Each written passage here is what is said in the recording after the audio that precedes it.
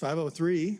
Yeah. We have a quorum, so I'm going to go ahead and call the August 15th meeting of the Mesilla Valley MPO Bicycle and Pedestrian Facilities Advisory Committee meeting to order. And at the start of the meeting, I'll have a moment of silence. We've lost a couple of multimodal users and also a vehicle driver since we last met. So a moment of silence, please.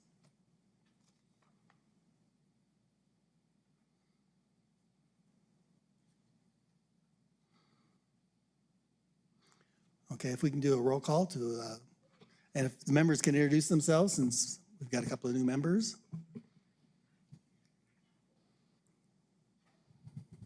Do you want to do a roll call and then have them? Yes, Mr. Chair. Ms. Christensen? Present. And you're representing? Oh, yeah, I'm a county. citizen representative from Doña Ana County. Mr. Guerrero? Andrew Guerra, present, NMDOT. Ms. Acosta? Sulin Acosta, New Mexico State University, present. Ms. Curry? Ashley Curry, citizen representative from the town of Mesilla. And Mr. Chair? And I'm the citizen representative from the city of Las Cruces. So we have approval of the agenda next. Any changes to the agenda? No, Mr. Chair, there are not any changes. I'll hear a motion to accept the agenda as presented. Ashley Curry, so moved. Sulin Acosta, second. We have a motion and a second to accept the agenda. All in favor, aye? Aye. Any opposed? The agenda is approved. We have approval of the minutes from the July 18th meeting. Is there any discussion on the minutes? Mr. Chair, there is just one from me, please. This is Ashley Curry for the record. Page 14, line 14, it said inaudible, and the clarification on that one is new development, please. That's all. Thank you. Mr. Chair, staff has one change as well to the minutes. Dr. Michael McAdams is still listed as part of the staff, so we will remove that. Okay. So I'll hear a motion to accept the minutes as amended. Ashley Curry, so moved. Sulin Acosta, second. A motion to accept and a second to accept the minutes as amended. All in favor, aye? Aye. Aye. Any opposed? Hearing none, that passes. We're on to public comment. Any members of the public wish to comment? Seeing none, we'll go on to action items. Thank you, Mr. Chair. I will be handling this for MPO staff. Dominic Loya for MPO staff here. So we approved the bylaws last year, as some people, as most of the committee knows. There was one issue in the bylaws that we found, and that is specifically for the policy board and their ability to call into a meeting. So we've gone back and rewritten some of the language in that to better reflect how we believe that this should be able to, one, how it will be decided as to who gets to call in, and two, as to what's fair for everybody. So as I said, there's the previous provision had one member being able to call in and vote, and this is due to the legal interpretation of the city of Las Cruces. Their legal counsel, which we are going to go back and ask for another opinion on, as there is now a new city attorney. But there, at the time, it is one person can call in and vote, and that was their legal interpretation. So what precipitated this is in May of this year, we had two members call in for the board, and one member was not allowed to vote. And we had one member that actually contacted first, and so it was a deal of, well, who do we let in? This time it didn't happen to deal anything with quorum. Both members were from the same jurisdiction. We already had a member of that jurisdiction present. But it did trigger a need to revise the bylaws at this time. So this is what the staff's proposed change will be. And I'll let you go ahead and read that. The highlights, though, are basically if there are multiple people calling in, the person that will best provide quorum will be first. If quorum is already provided, then it'll be the first person to have contacted the chair and Mr. Ray for the MPO officer. We'll just make a note that Mr. Casillas has joined us.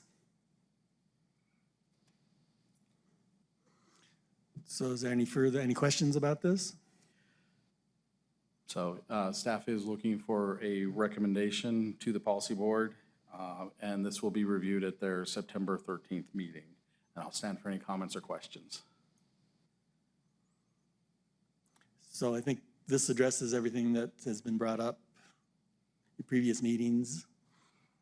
And I think the main takeaway is that once the new MOU comes in, then we can look at the bylaws again and make further adjustments as events might suggest. That is correct, Mr. Chair. So as you know, with the happenings right now, there will be another adjustment to the bylaws coming within the next year. Okay. Any committee members? I hear a motion to recommend approval of this to the policy board. Ashley Curry, so moved. Albert Casillas, second. And then just for the record, I did take a look at the bylaws before coming in here, so. We have a motion and a second to recommend approval to the policy board. All in favor, aye? Aye. Any opposed? So that item is passed. So we're on to committee and staff comments. City of Las Cruces is absent. Doñana County, do you have anything? No comments at this point, Chair. Town of Mesilla is absent. NMSU, do you have anything you'd like to share with us? No, not at this time, Mr. Chair. Okay, thank you. And Las Cruces Public Schools? This is Ashley Curry for the record. We are a month into school. I think the last meeting was the week of school starting. All of our walking school buses are up and going, and we are gearing up for our International Walk to School Day celebrations, which will be September 19th through the 22nd for the most part, and then with a few outliers for county and some of the other celebrations, White Sands. Thank you so much. Okay, thank you. We're on to NMDOT project update. Do you have anything for us?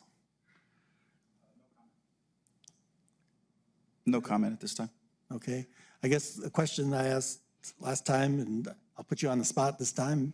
The flyover at I-10, can you tell us any progress on that? Any expected completion dates? We're progressing through the cleanup there around the bridge and on the structure itself.